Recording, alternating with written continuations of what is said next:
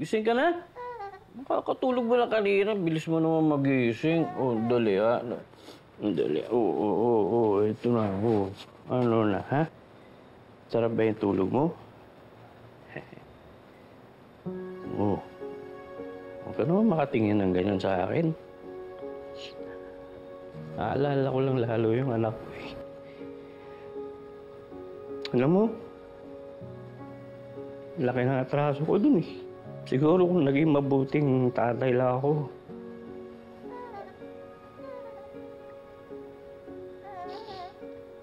Siguro buhay pa siya ngayon. Siguro hindi ako iniwan ni Lupe.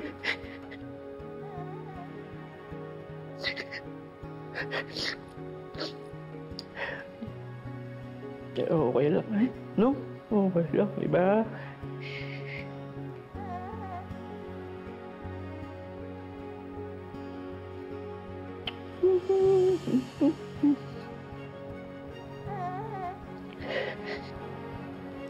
Pareho na tayo. Ako, iniwan ako ng asawa ko. Ikaw, iniwan ka naman ng nanay mo. Pero hindi mo naman kasalanan yun eh. Hindi ka nga dapat naghihirap.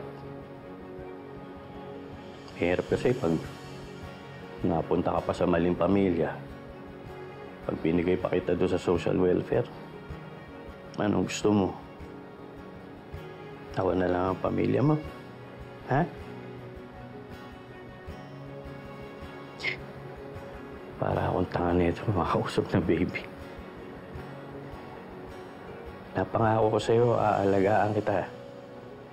Mamahalin kita. Ng sobra-sobra. Mamahalin kita higit pa sa pagmamahal sa prinsesa.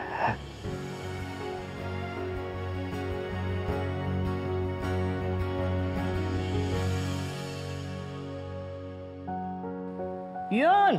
Oh, ayun cute naman ng princess ko. Yung bagay na bagay. Ha? Tay, lagi na lang ganito.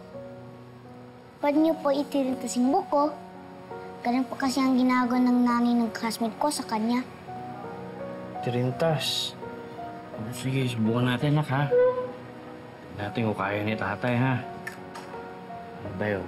Isa, dalawa, tatlo. Ino-overlap lang yan. Oh.